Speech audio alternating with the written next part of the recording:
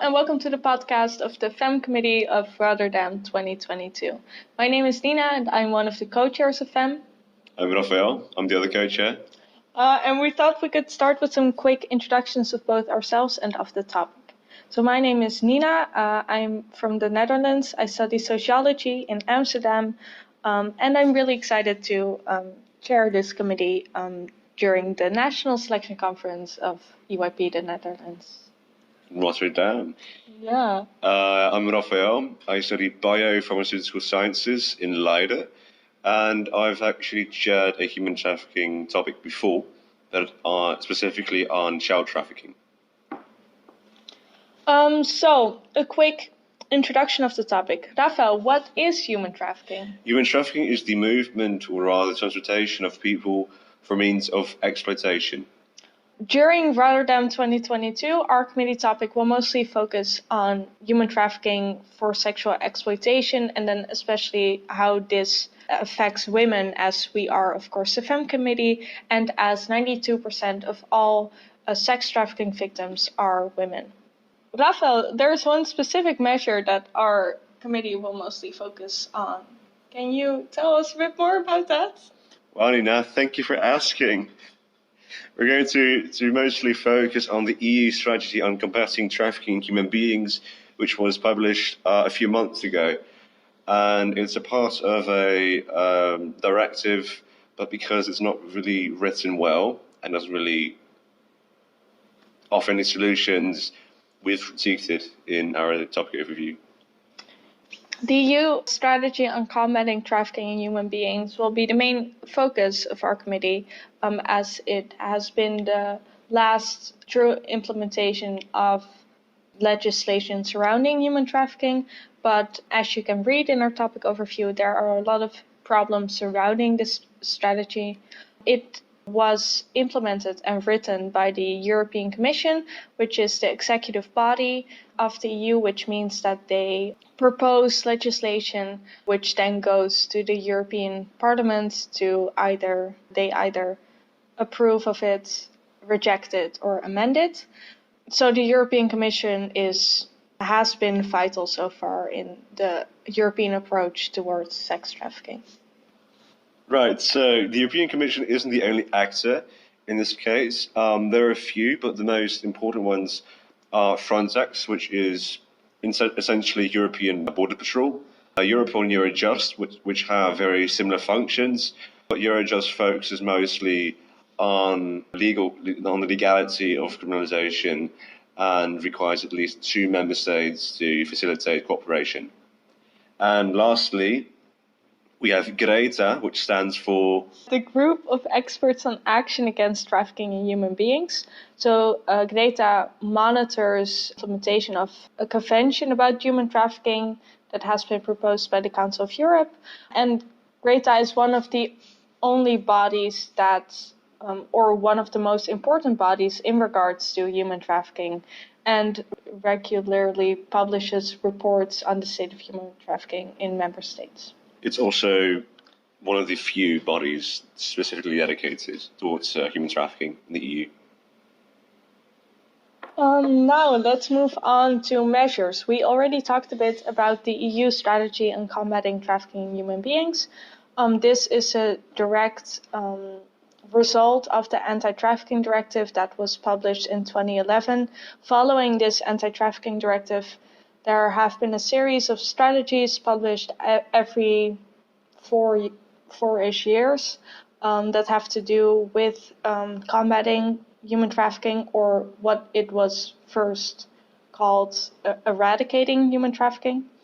And we have noticed that both this directive and the strategy have been proven ineffective in a way, especially the anti-trafficking directive. It is mentioned in the EU strategy on combating trafficking in human beings that this directive is mostly ineffective in actually having any effect on the amount of trafficking in Europe. But yet it is one of the most important measures in the EU strategy on combating trafficking to again implement this directive, which makes no sense. Indeed. When looking at human trafficking, we have to acknowledge that there are a lot of factors, a lot of situations that can occur, which induce this effect where certain people, mostly marginalized people, are more prone to be trafficked. Indeed, we can agree that human trafficking is a very complex matter, but something that's important to recognize is that a lot of things can induce trafficking, or rather the probability of being trafficked.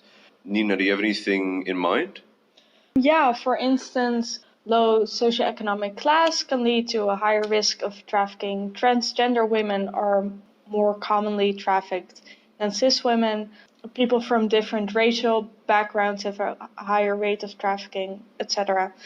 Most marginalized groups are largely impacted by sex trafficking, but in general, the group that is most affected by sex trafficking, which is women, there's also a lack of measures protecting women or specifically ensuring that women are not trafficked. Although, for instance, the strategy that was mentioned before does strive towards a more gendered lens in regards to combating sex trafficking, it largely fails to actually structurally implement that in any way.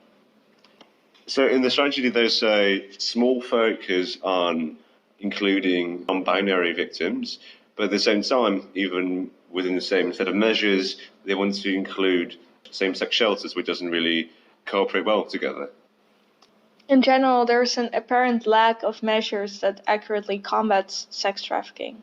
Although there are quite some measures that specifically tackle child trafficking and labor trafficking, this sadly has not yet been done with sex trafficking, as there are not a lot of strict or specific regulations surrounding this type of trafficking.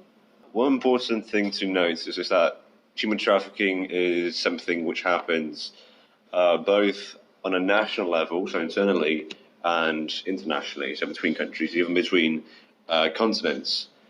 Around half of trafficking victims are trafficked to a different country, from Hungary to the Netherlands, or even from South Africa. But a lot of other victims are trafficked to a local hotel, for instance, by their own family. And this makes it very difficult to, first of all, identify human trafficking and also to combat it, because it's a crime that happens through many different ways and includes many different actors, because it's not just big networks of criminals, but also family members, which are included.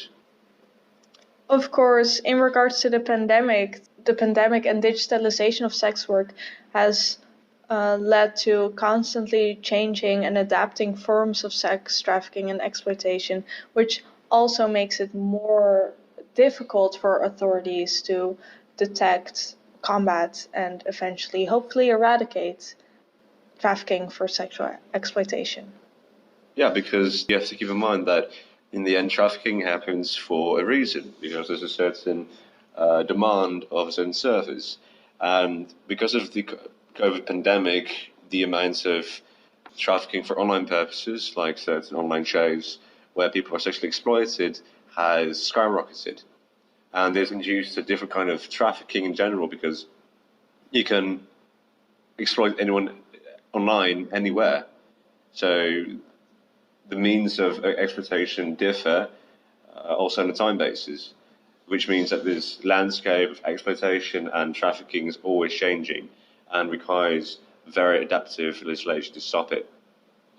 This leads to the main cause of sex trafficking, as sex trafficking doesn't just exist in a vacuum, but people are trafficked for a purpose, for a reason, for a certain type of exploitation. Most sex trafficking victims eventually end up in sex work or in prostitution.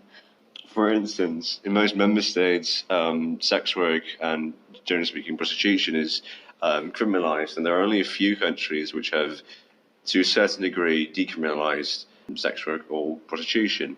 The Netherlands, for instance, is one of the few countries which have fully decriminalized prostitution. But this on itself has caused major issues, because you can see that there are major discrepancies between member states in what kind of sexual acts for payment are allowed.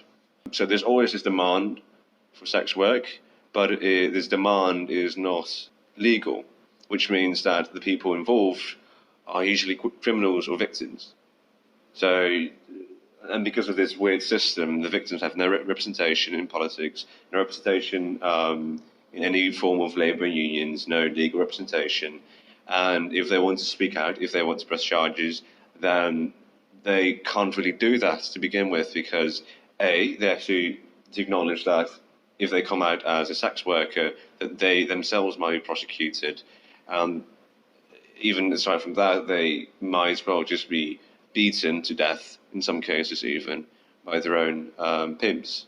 Yeah, violence is a large issue, of course, in trafficking, and this can lead to a culture of fear in areas where sex work is even decriminalized, as, of course, stigmatization and a stigma on being a prostitute and an even larger stigma on being a victim of sex trafficking play a large role in society and also in the reactions of victims in regards to being trafficked. Right, and in the Netherlands specifically, prostitution is allowed, but the issue is that most prostitutes are trafficked from Eastern Europe.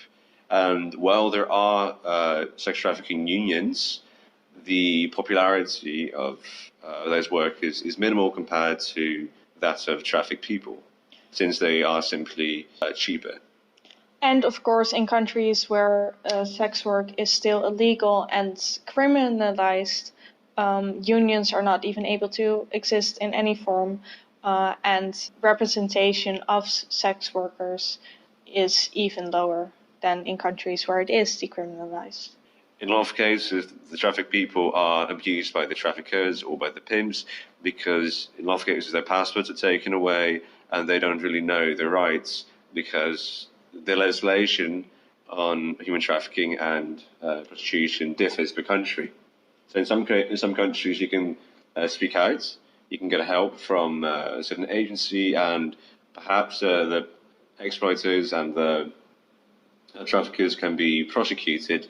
And in other countries, there's no platform for you to speak up. There's no platform for you to get help from. So in that case, you're completely alone. And the discrepancies between that really differs per member states. And because half of trafficking is international, this affects a lot of people. Okay, we hope that you learned something from this quick podcast and that this has kind of prepared you in a more academic way for the session. Before the session starts, of course, we want to encourage you to read the topic overview and to maybe do some of your own research if you feel like that's needed. We do really appreciate your own research, because it really broadens the academic perspective of this committee. Yes. And of course, the most important thing is that you read the topic overview, that you get excited for the session, and we will see you during Rotterdam 2022. Tschüss. Bye.